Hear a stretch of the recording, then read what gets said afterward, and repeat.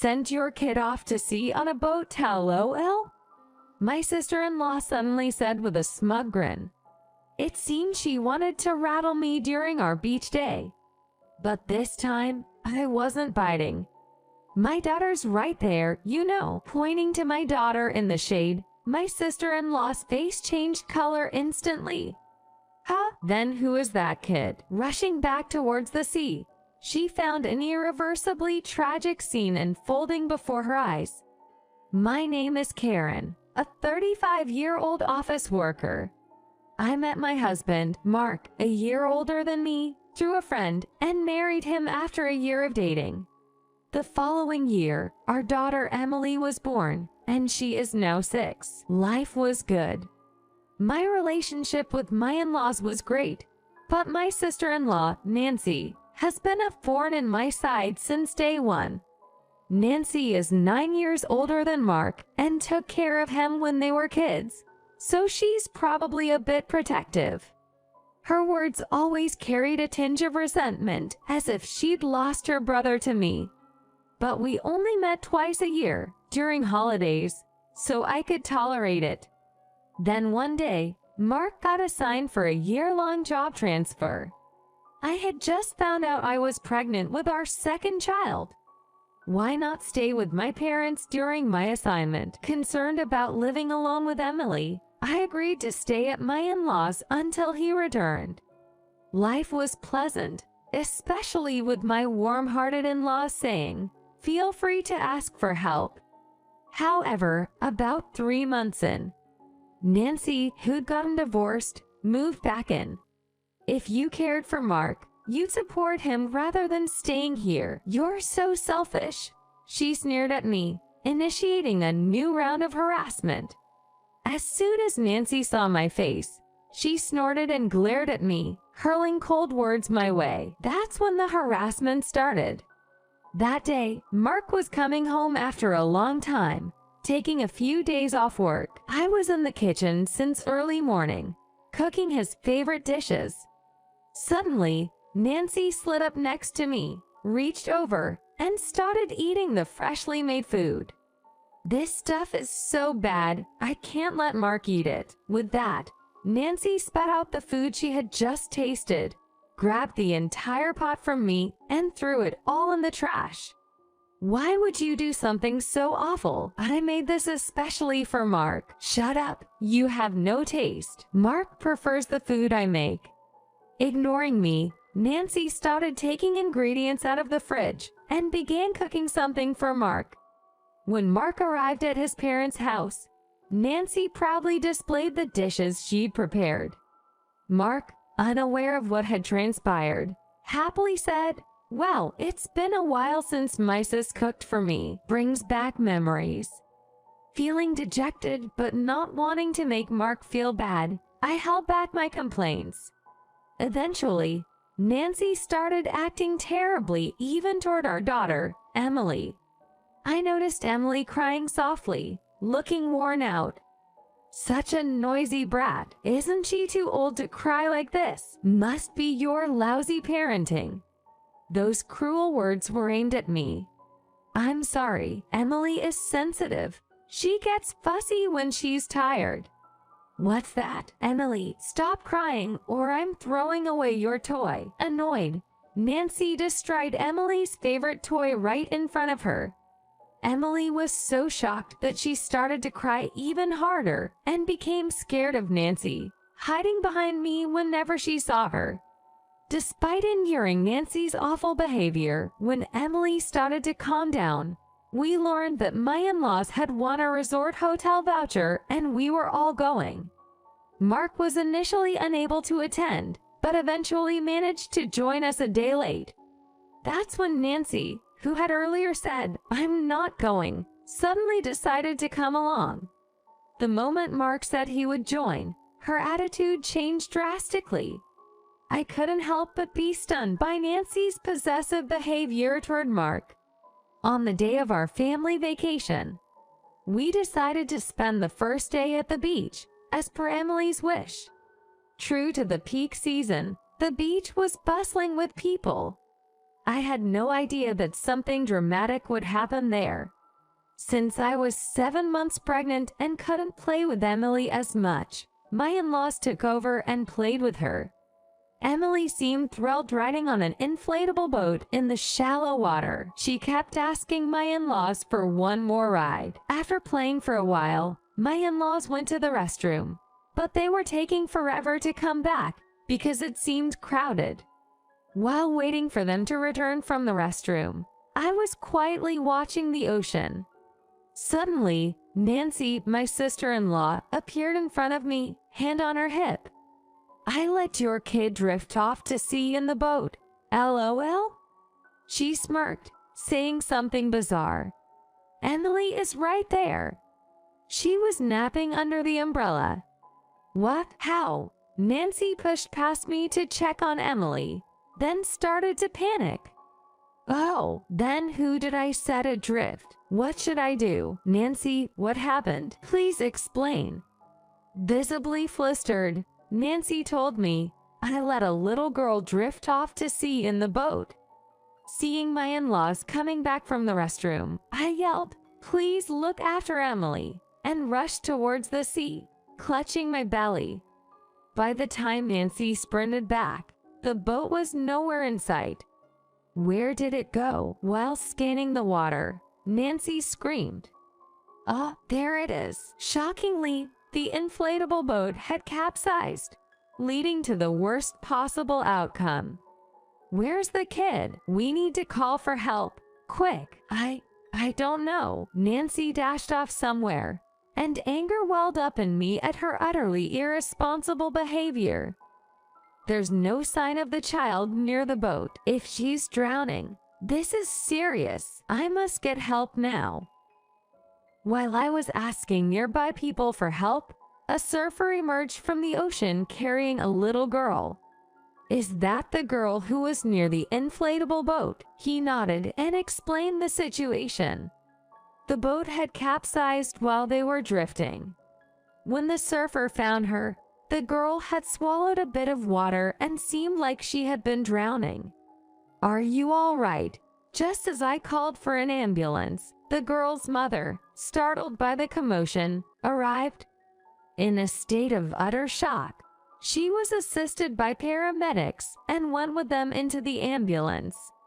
Watching the child being carried away on a stretcher, I felt dizzy, overlaying the scene with the image of my own daughter Emily. This could have been Emily in this dangerous situation. As a parent myself, the mother's frantic concern was tearing my heart apart. I was resolute that I could never forgive Nancy for doing such a terrible thing, and decided to take action. The next day, wanting to know if the girl was all right, I remembered the name of the hospital the paramedics mentioned and went to visit. The receptionist said they couldn't disclose personal information, but just then the mother from yesterday passed by and recognized me, taking me to her daughter's room. The girl's name is Mia. Her complexion looked good, and she smiled brightly at me.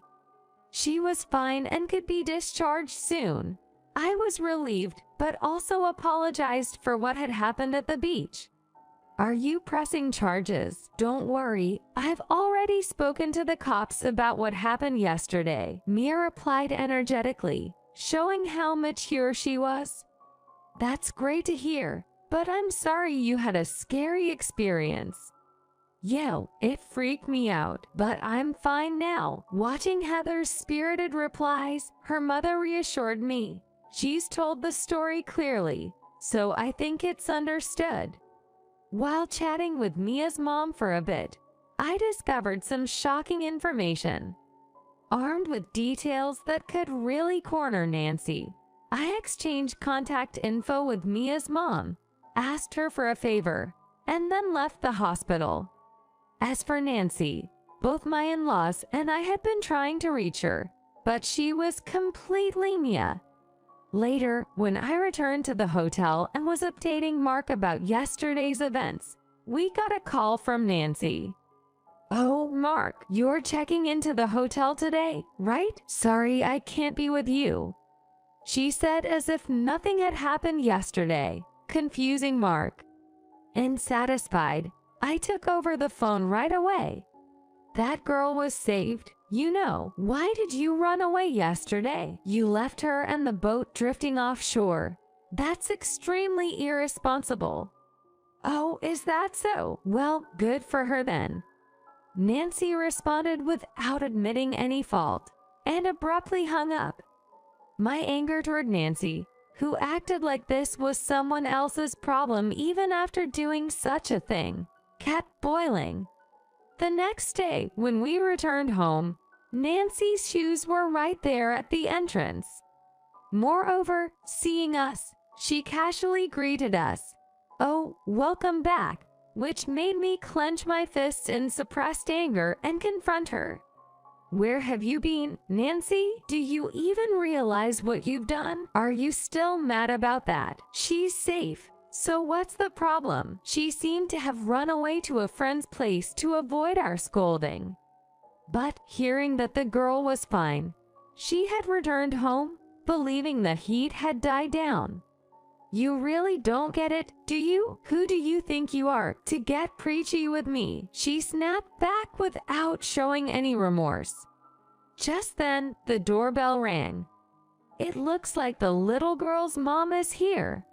When I escorted the girl's mother into the room, Nancy's face turned pale, and she began to mumble, "Why? What's happening? Nancy, you look like you've seen a ghost. What's wrong?" "It's just, that woman is my client." Nancy's voice was so low, it was as if all her earlier bravado had vanished.